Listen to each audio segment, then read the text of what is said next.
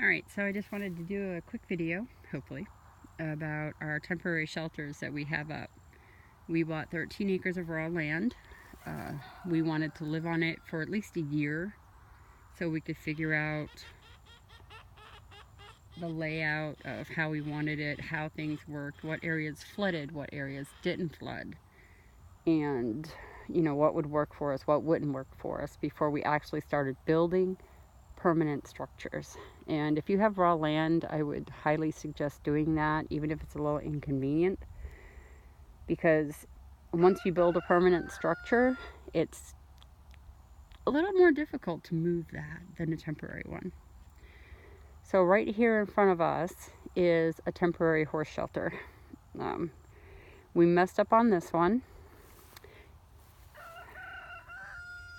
The other one up there, we did not mess up on. It's the one to the right of the clothesline.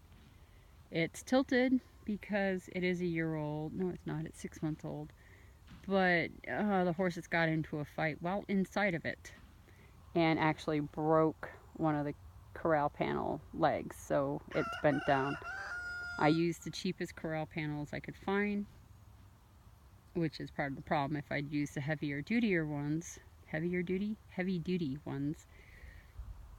they would have probably withstood it, but they were also twice as expensive, and we were in a hurry and on a budget. So to the right of that are the sheep.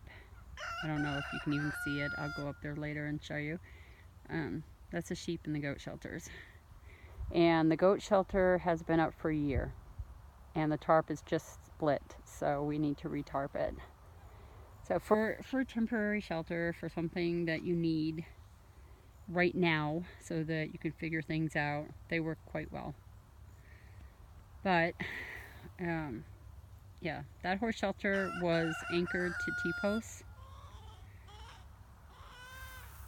This horse shelter was not, and we had a huge storm, massive lightning, wind gusts up to 40 miles an hour, and this shelter was up there, and it completely flipped and landed about 300 yards away, or 300 feet, sorry, away from the original shelter. It was right next to it.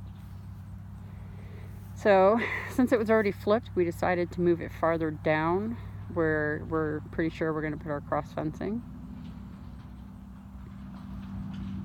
And as you can see, all it is corral panels, T-posts, and cattle panels right now. Very quick, semi-easy. I would suggest 2 people putting the corral panels on, because they do want to straighten, and it does get to be a pain if you don't bend them ahead of time. We tried to bend them ahead of time. Right here, curved it. Didn't quite work for us. We had the measurements a bit wrong, but we have, what are these? These are 10 by 12. So 10 by 12 per horse.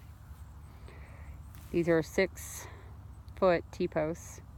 I have one at the back, one on this side, and one on that side, because the cattle panels will try to pull out and it will move your corral panels.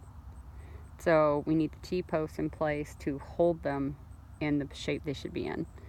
And once we get the tarp on it, we are going to tie the T-posts to each corral panel. So there will be 3 T-posts tied to the back and each side of the shelter, and then this will be the gate. Oh, some truck stopped and was watching me. Maybe he was trying to figure out what the heck was going on. These are 16-foot cattle panels. There's 3 of them. We started off using the plastic zip ties. These are thin, and then let's see if I can find one, because we did replace them. Okay. Then we use these, which this one is already loosened. Here. We use those. This is actually facing the wrong way. These should be in so they don't tear the tarp that you're going to put on.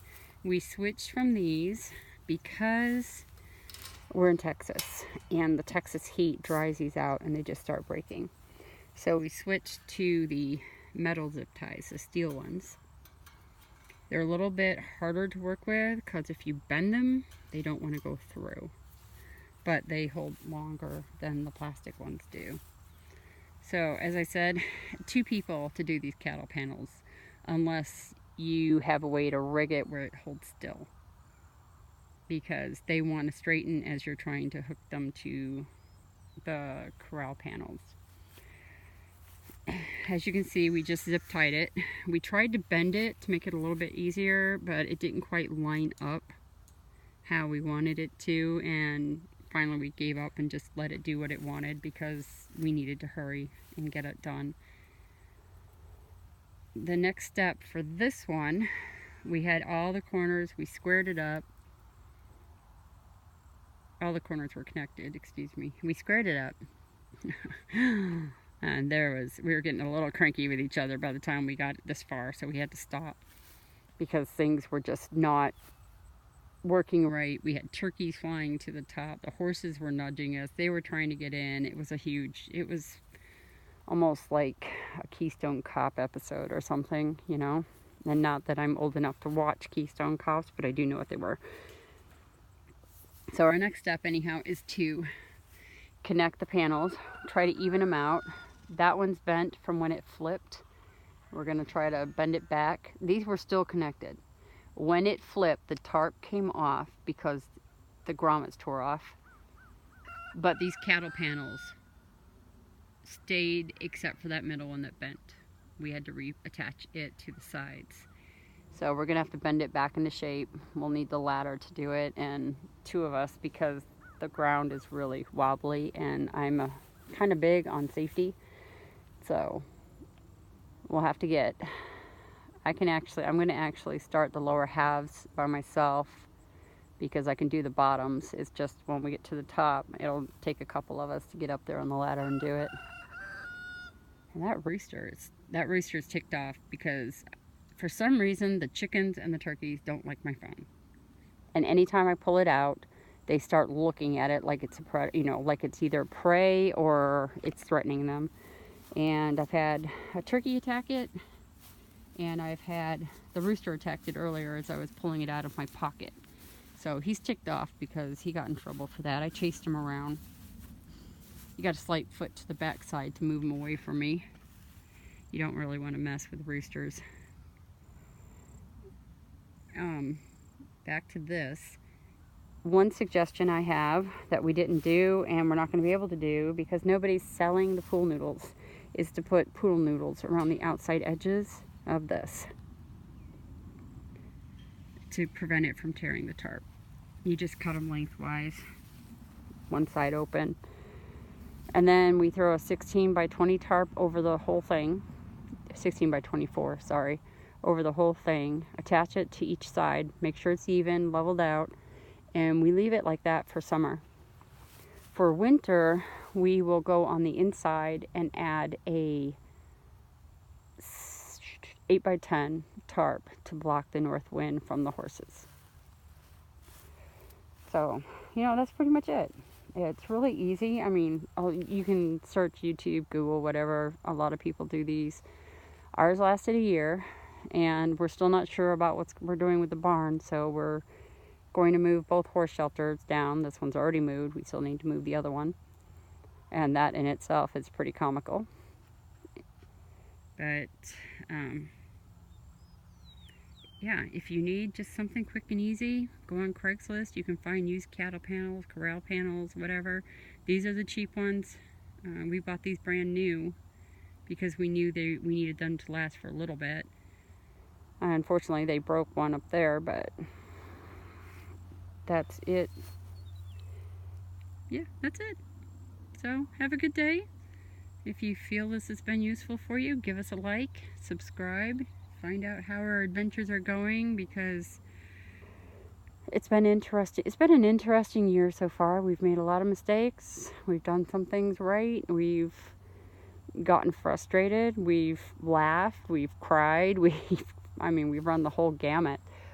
And coming up is going to be the camper renovation. That video is either up before or after this one. Not sure yet. And then we're going to start preparing the gardens.